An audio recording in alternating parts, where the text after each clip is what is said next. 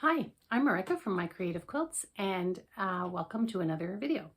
This video is a little bit longer than the other ones that I've done because I'm going to be showing you how to put together two parts of a king size quilt that were quilted separately. It's kind of a modified quilt as you go.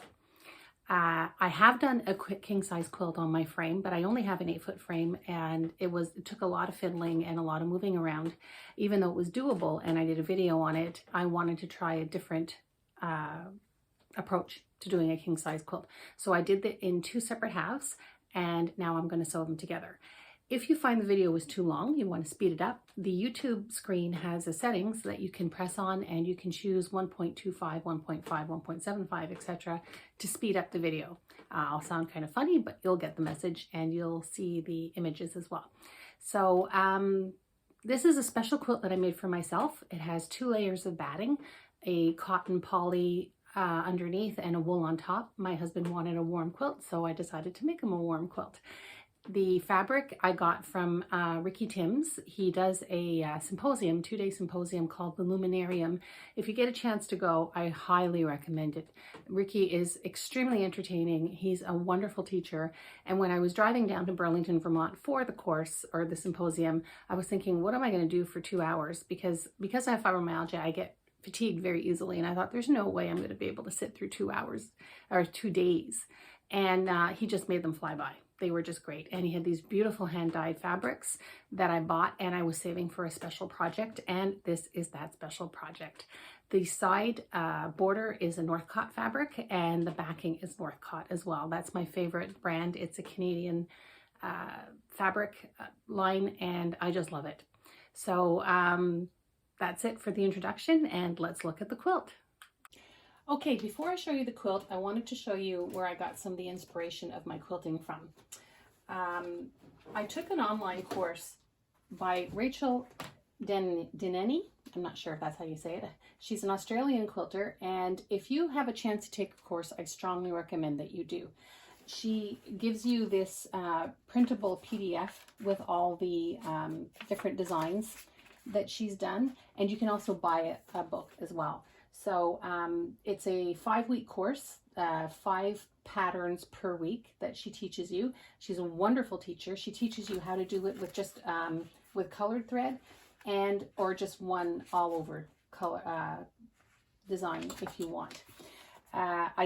Like I said, I strongly recommend that you take her course. I've been using my long arm now for about a year and I knew I wanted to go up a level and I find she really helped me do that. So if you get a chance. Now this is the sampler. I didn't do it quite the way she recommended. She recommends that you make a wedge quilt. I didn't feel like doing that. So I just took a piece of fabric and I quilted out rectangles and then I followed her designs. And some of them are mine, but some of them are hers. Like this ribbon candy one, I used that on my quilt. I used the pansies. And some of them I don't like quite so much, other ones I do. This one was done entirely freehand with no rulers, which is why my lines and my circles are wonky, but they give you an idea. Now, I made some adaptations. For example, she had this one with big circles, and you'll see on my quilt that I do pebbling instead. But it was a really good reminder of skills I already had, and then a great skill builder as well. For example, although my feathers have always been fairly decent, using her, following her course, my feathers became a lot better. I like this as well. It's something that I had never tried before. I sort of did a modified version of this that you'll see. And sort of like a graffiti quilting, which I really like as well. So if you get a chance, Rachel Dineni, I hope I'm saying that right. So here is the quilt. This is one half of it. This is the Ricky Timms hand dyes. Aren't they gorgeous? They're just stunning fabrics. And then the backing and the border side border is Northcott fabrics. I still have threads to cut. It's just a beautiful blue. I didn't have quite enough of the Ricky Timms fabric to make the quilt as wide as I wanted. I had fabric but I didn't have the right colors, so I decided that just to put a little border along the side that would do, and I thought that the Northcott fabric went well with it. So these are the different quilting patterns that I used. A lot of them were from, like I said, from Rachel's course. This is my favorite. I love this one. I just really, really love this one. The pansies, I have a separate video on how to do pansies. They're very, very easy. I knew how to do these before I took Rachel's course, but it was great to have a reminder of how to do it. This is the pattern that I showed you from the sampler. In Rachel's, they were much bigger circles, and I did pebbles because that's what I like. These little spots, it's because I used water-soluble ink and I haven't gotten it all out yet. I'll do that in a little bit. So I have two matching quilt halves, which are rather big because it's a king-size quilt.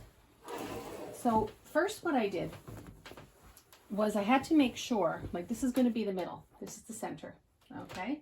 So we have the other half. Here is, I gotta move it around, the other center. So these are going to match. These are going to get sewn together.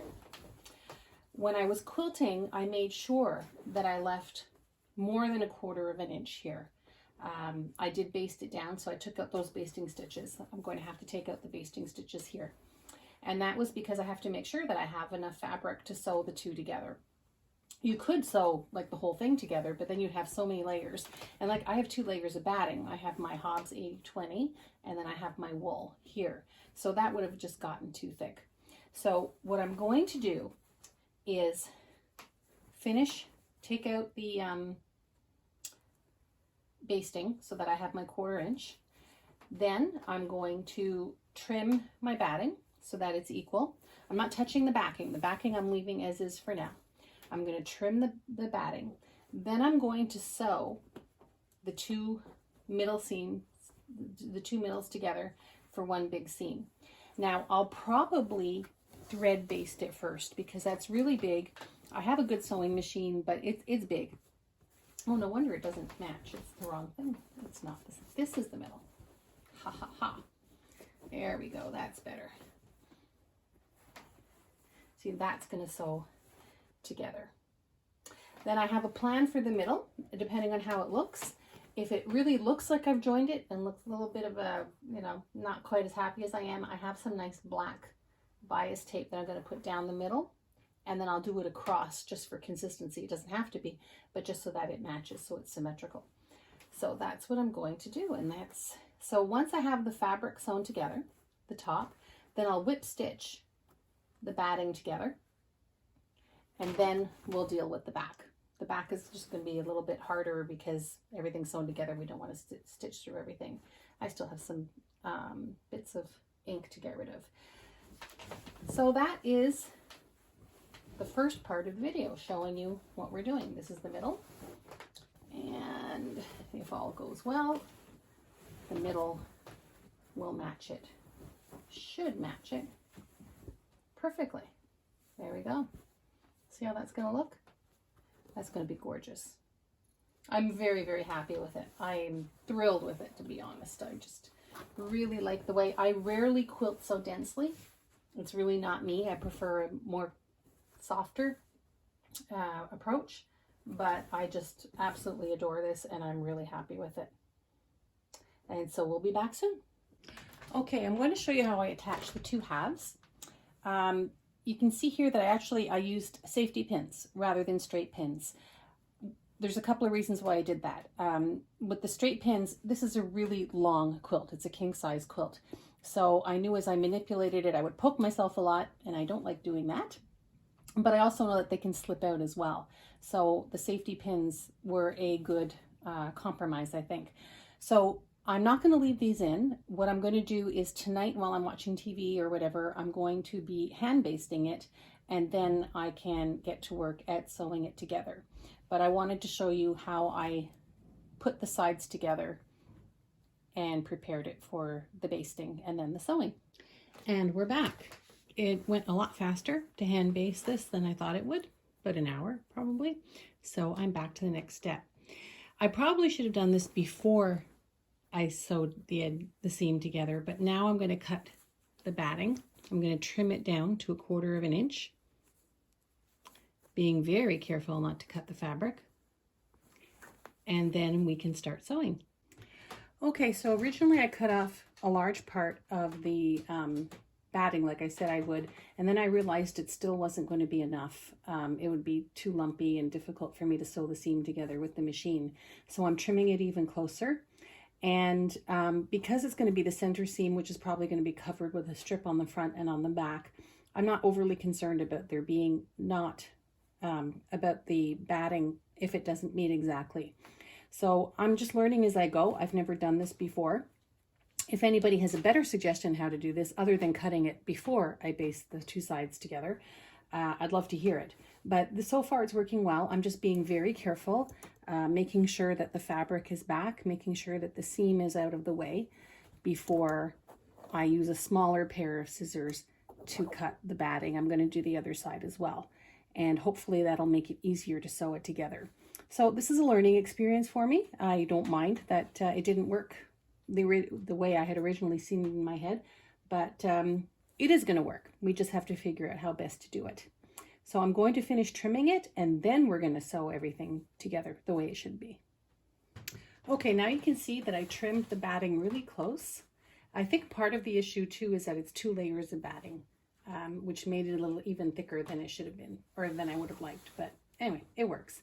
So now that I've trimmed it, I still need to sew it together, but I'm a little bit nervous about this fabric, the backing fabric, sneaking in underneath when I'm stitching. I've been known to stitch the wrong things to fabrics, like corners of quilts get quilted in, and it gets a little frustrating sometimes, but that's okay.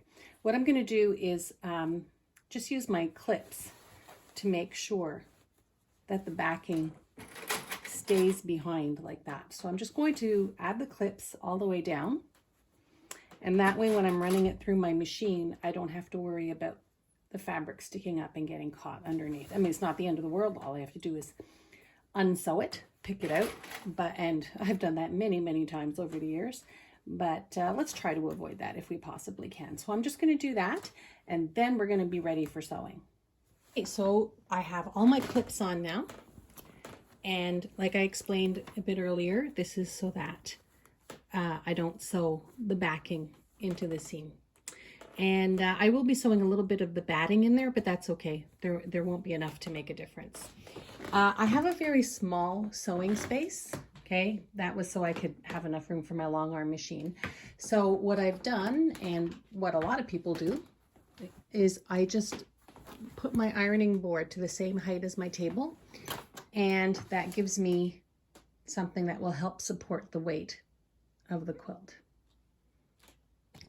So I'm using my 1/4 inch foot, and you'll see that there's this little metal part here. That's what helps you guide your fabric. You don't need to have a 1/4 inch foot if you don't have one. There are different things that you can do. Some people put a pile of Post-it notes. Some people put masking tape. There is also a little magnetic thing that you can buy, and that sticks on the metal plate, and that can help guide you as well. So there are various options you can use. Some people are able to do it by eye. They can follow the 1/4 inch line there. I'm not that good, so I just make sure I use my 1/4 inch foot whenever possible. So unlike what I would normally do, which is the whole seam from top to bottom, I'm going to start in the middle and work up or down, and then flip it, and then do from the middle down again. The reason for that is I'm just concerned that for the length and because of the thickness of the seams, that I might not, I might end up getting bunching in the fabric. So I'm looking for the middle. Here's my middle, like it's kind of dark, isn't it? So here's the middle, and that means I'm going to start my sewing just about here. It doesn't have to be exact. Get it all organized. It's a pretty heavy quilt because it's king size, which makes it heavy as it is. And then on top of that, it has 2 layers of batting. So it is a very heavy quilt. I may not need one of those weighted blankets with this quilt. There we go. So I'm just lowering my foot Sorry about that. Hope you didn't. And I just backstitch a little bit. And we're on our way. Okay, so sewing the seam is done. It's not very pretty. Wouldn't win any awards, but that's okay. No one's going to see it.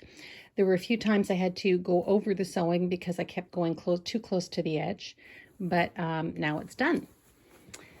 So here it is. That's the center seam. You can see some of the basting stitches, but that's okay. Now, the reason I'm going to put a strip down the middle is because when I was trying to ensure that I didn't go over too far in my 1/4 inch seam, which would make it impossible for me to join the two halves, I stopped stitching relatively early in some places. So somewhere that looks fine, other places it looks like I stopped. So what I'm going to do instead of leaving it like that, I have this black bias tape, and I'm just going to fasten it down on the quilt like that. I think it'll look really good because I'm going to do it lengthwise, and then I'm also going to do it across. So what I have to do is fasten it down and then stitch it down, and then I can finish the back. So we're getting there. It's just a matter of doing the last little bit, and then my quilt will be finished, and I'm very happy with how it's looking. So on to the next step.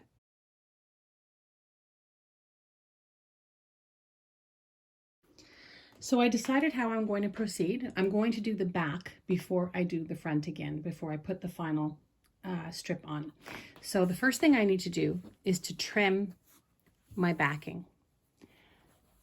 I will use my rotary cutter instead of my scissors this time. So I have my mat underneath. And I'm just going to arrange this so the weight goes a little bit down. So to avoid cutting into this by accident, I'm going to pin the backing a little bit as I move around, because I don't want any accidental cuts, which I have done. They're almost always fixable, but why not prevent it if we can, right? So that's all I'm going to do. I'm going to fasten that up, and then I'll start cutting. So now I'm going to start cutting. I'm using a small ruler on purpose. I do have a longer one, but I'm just concerned about veering off course if I either press too hard or not hard enough. Some people, when they press on the rulers, they press too hard, and that can actually cause things to slip, and it's also not very good for your body mechanics. So I am going to use a short one, and I'm coming out, so 1/4 inch is where the seam is here. But I want to play it safe, so I'm going to do a 1/2 inch, and I'm going to have to eyeball it. So to me, that's about a 1/2 inch, and I can always trim it a little bit more if I need to. So just when you're stabilizing your ruler, make sure not all your fingers are on the ruler. Open your blade.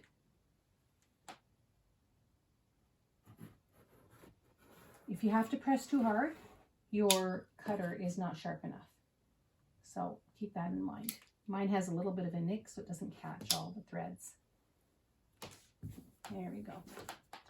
So I'm just going to go along, and then when that's all cut, then I'll deal with the other half, which, like I said before, I've pinned to the side so if they don't fall, it doesn't fall by accident where I'm trying to cut, because the way my luck is sometimes that's exactly what would happen. So that's what I'm doing for this step. The cutting is done, and I have decided how I'm going to close the back. Originally, I had a bunch of ideas, like I was going to press this and then I was going to cut this and press this and then sew them together by hand. I had a bunch of ideas, and then I thought, you know what, why make it complicated? Just make it easy. I'm going to cut this backing, and then I'm going to sew along. I'm going to sew the backing together at the same level of the batting inside. And yeah, I'll have raw edges on top when I'm done. But then what I'll do for that is basically the same thing that I'm doing with the bias tape on the front. I'll make a strip of the blue fabric and then just sew it down by hand down the seam. and then nobody will ever see what I did. For me, I think that's the best. There are a lot of better solutions, I'm sure, and some of them are fiddlier than others. I just don't feel like spending a lot of time trying to figure out the best way. So I think that'll work well. And I think I like how that looks. So I'm going to sew these two together, and I will see you at the sewing machine. And we're back at the sewing machine. You'll see that I did not cut the other half yet. I'm going to sew the pieces together, and then I'm going to trim it all together. I figured if I cut it, then I might end up with some bunching underneath, or it was just easier to do it this way. I also switched to my zipper foot so that I could get as close as possible to the batting. You can use any foot you want, but I just find the zipper foot will give me the snug seam that I'm looking for. It doesn't matter what color thread I'm using because it will be hidden. And so I'm just using the same white or off-white thread that I used for piecing. So here goes. Let's hope it works. So I can feel the batting right here. So I want it to be as close as possible without going over it. And it looks like it's actually marked well on this side, if you can see that. Just back a bit more. I'll just backtrack a little bit. And here we go. I can feel the batting. I can just pretend I'm putting in a zipper.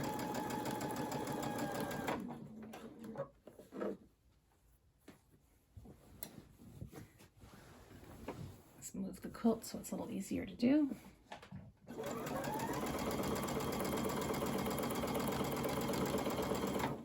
And I'll just keep doing that until the seam is done. So here we are, getting close to the end. I'm getting quite a workout. My upper back and my shoulders and upper arms. I had forgotten how tight it was to manipulate a king-size quilt on a regular sewing machine. I quilted a king-size quilt on this machine a few years ago, and it was quite an exercise, but it's doable. And there we're done. So now I'm going to take it over to my improvised cutting table. I have a regular cutting table, but you may have noticed that I cut this on the base of my my long arm simply because I needed the length. So I'm just going to trim the rest, and then I'll work on the front. You'll see it's not straight, so I'm going to do another seam over that to make it straight. It's because the batting was pushing the foot out. So I'm going to fix that. Then I'm going to trim that, and then we'll work on the front. We'll put the strip on. I think it's going to look great.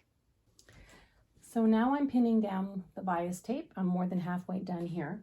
I'm using a glue stick and pins, just a plain ordinary glue stick. It might gum up my needle a little bit, but I'm going to change the needle after this project anyway. I'm also using the smaller pins to give me a little bit of control. So I'm just applying a little bit of the glue to the correct side of the tape. And I need a new glue stick. This one's drying out, but it still works. So, and then press it. You can see I need to cut these threads. I should do it now.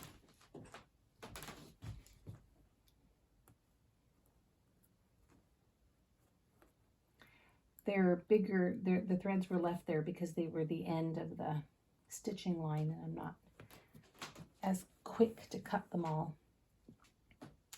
So I just pin that down like this.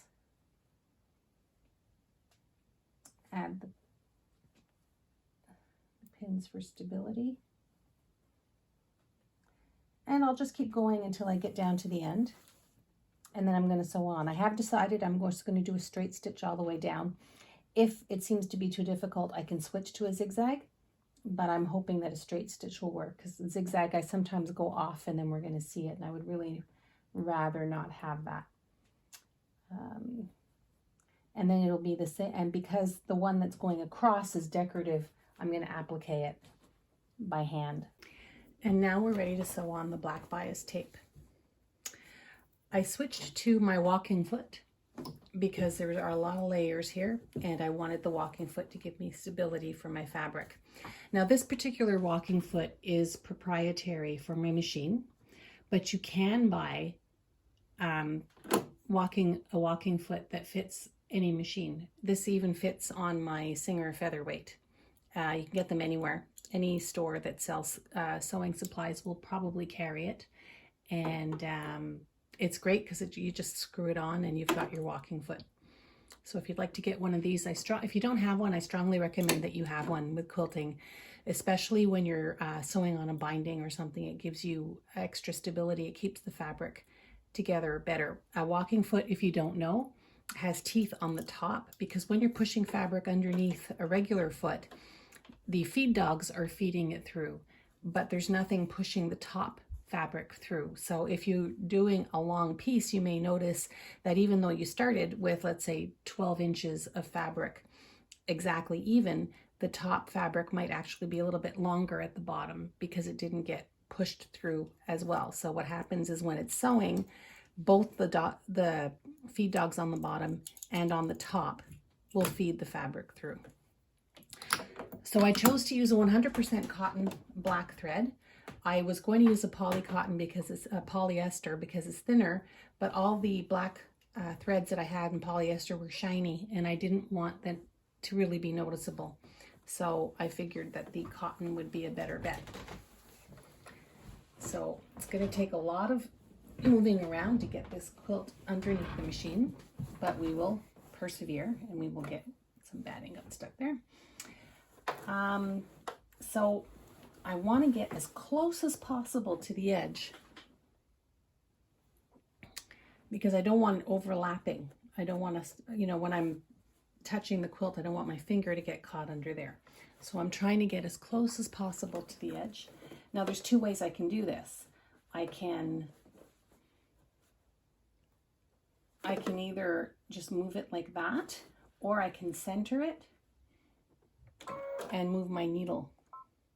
Oops.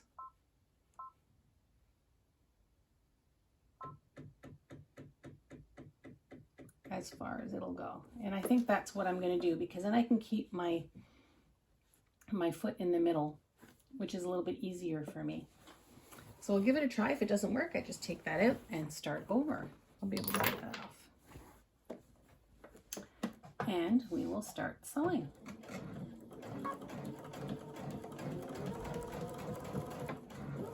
Now I'm staying pretty close to the edge. I would probably like it a little bit closer, but that's okay. Doesn't have to be perfect, especially since it's for me. So I'm just going to keep sewing until I get down to the bottom, and then I'm going to flip the quilt and do the other side. I won't do both sides in the same direction. I'm going to go down this way and then up this way, and we'll see how it looks.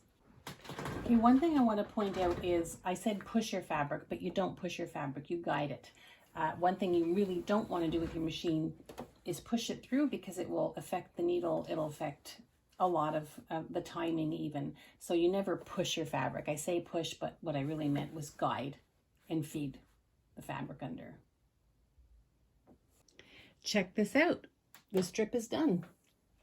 At least the first part, the first one. You can see it there. So it was a bit of a problem getting it through the machine, going down the middle, because I had so much in the throat of the machine, but I was able to get it through. So next, I still have to put the strip across this way, and this is how that will look when it's done.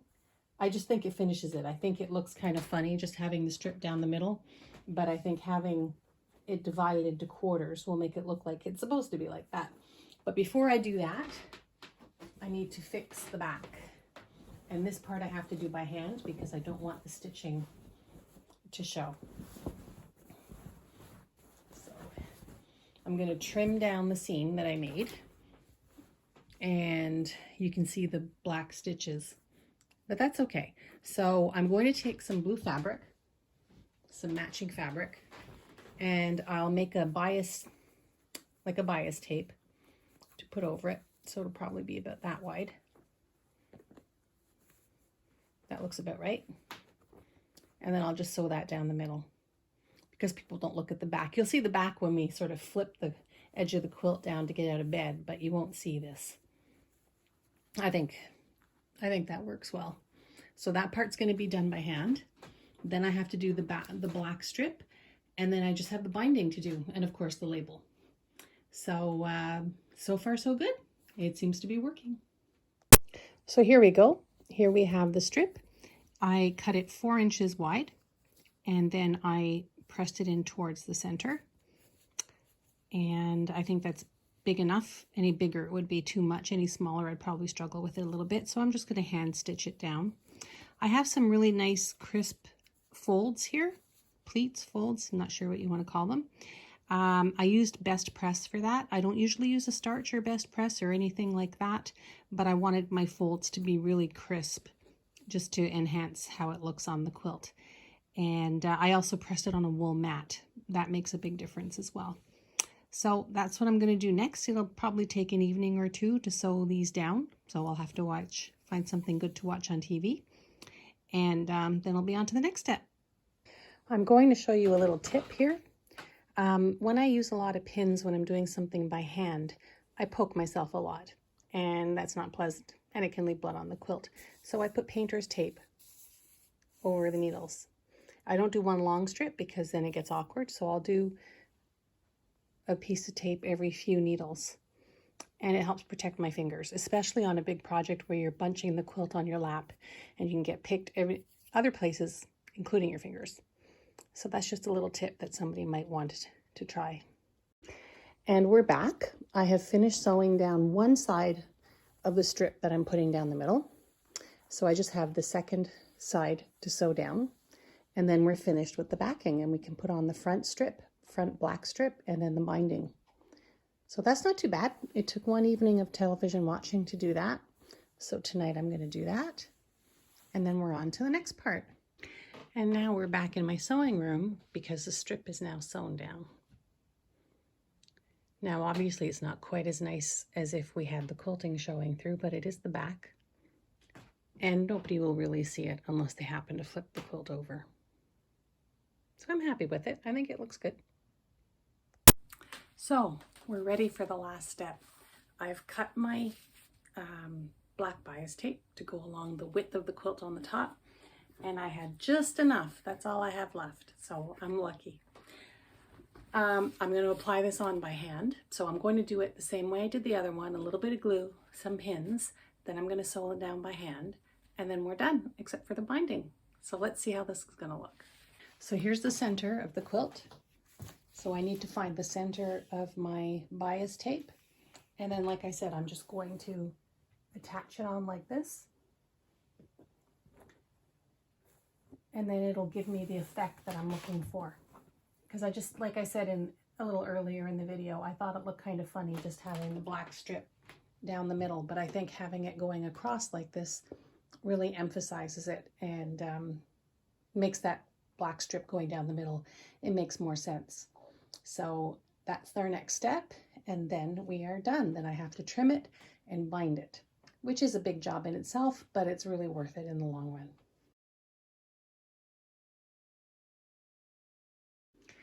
And now I can tell you that the quilt design is finished. I finished appliquing on the width of the strip.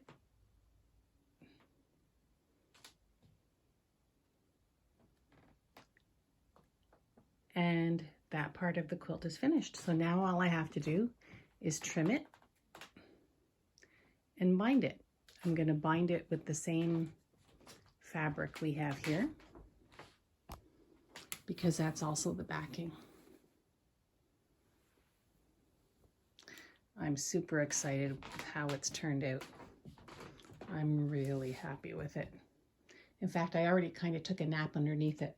I had it on the couch as I was appliquing it, and I wanted a quick 5-minute snooze, so I just curled up underneath it, and it was very comfortable.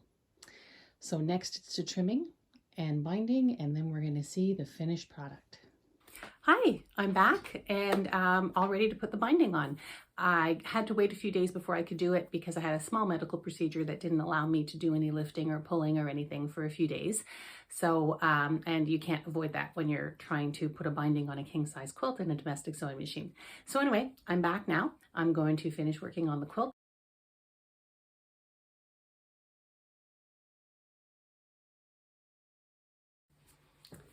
Hey y'all, guess what's on my bed? I'm gonna give you a better view of it in a minute. It took me a little over a month to do it from conception to reality. I put the last stitches in last night and I'm really, really happy with the results. So I hope you've enjoyed my journey through making this king size half square triangle quilt around the world. And I'm just really happy with it. So I'm going to show you the details and hopefully you'll like it as much as I do. And here it is. Here's my quilt. It's on the bed and it fits really nicely. A little bit of a close-up. I'm going to give you a better close-up in a minute, but that's the middle. So this is the side. This is the Northcott fabric that I attached to make it wide enough. I didn't have enough of the right colors of the Ricky Timms fabric to extend it wider. So I thought the Northcott fabric was a really good match. And I'll show you a little bit more detail later, but the whole quilt is quilted with a color thread called chiffon from Glide. And for the blue, I used a matching blue. You'll see that better when I show the back. Okay, let's look at a little bit of the detail.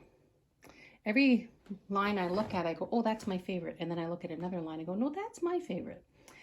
This is my least favorite. This squiggly lines. It's still nice. It's just my least favorite. Then we have my pansies, which I like a lot. But I think the medallions are the ones I like the most. I like the way they pop with the lines. The next row I call seaweed, and that's my husband's favorite. They're just feathers that I did more randomly, and they remind me of seaweed. The next row was swirls.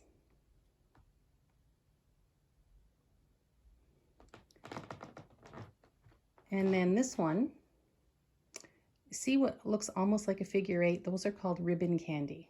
So ribbon candy and swirls. I also really like this feather one.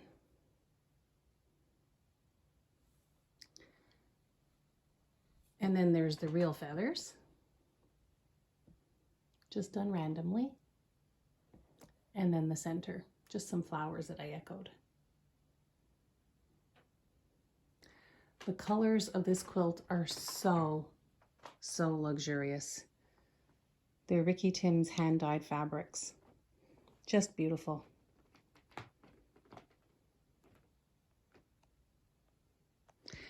Now, some people might question the use of the black strips, but I think it gives the quilt a bit of a pop. The strip down the middle was essential. I had to hide the join seam. I tried my best to make it as nice as I could, but it was still very obvious that I had joined them. So putting the black strip there for me was a necessity.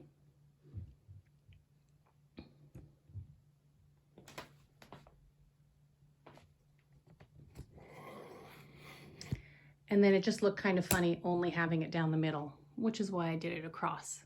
And it's not really the middle because the quilt is actually longer underneath. But on the bed itself, it looks like it's centered. What would have happened if I had brought the center of the pattern down and done the middle more in this, like moved it right down, when the bed is made, the cross wouldn't have been in the middle of the bed, it would have been lower. So that's why I did it that way. So now let me just show you the back and the label.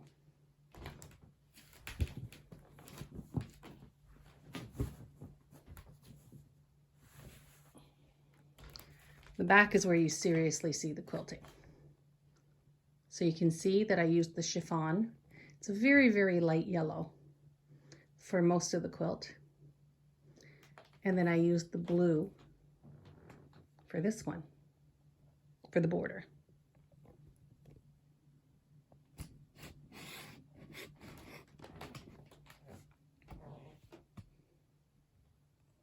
Really, really shows off the quilting.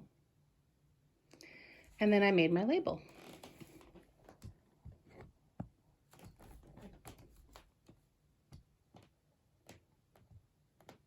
So I called it Marika's Half Square Triangle Trip Around the World Pandemic Style. The reason it looks a little lumpy is because I used an adhesive to press it, but it will loosen and then it won't be lumpy anymore. I even put washing directions because it is my hope that one day someone else will have this quilt and I want them to be able to take care of it. So there we have it. My beautiful quilt, my winter quilt.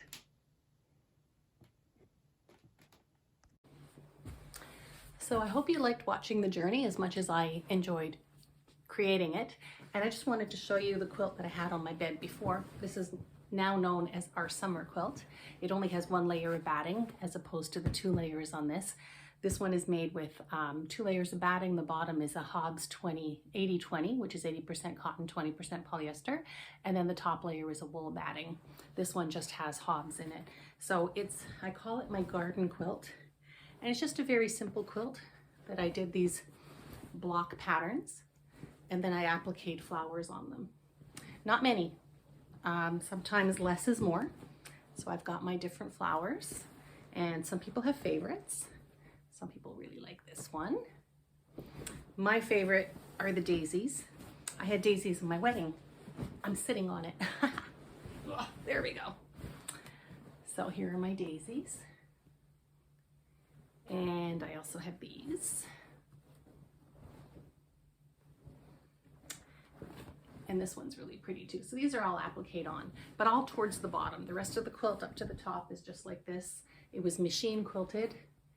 And yeah, I did a pretty well king size quilt on my regular sewing machine because I didn't have a long arm. But I still really love this quilt and we're definitely going to keep using it. So this will be our summer quilt, this will be our winter quilt, and we're all set up. So until next time, goodbye.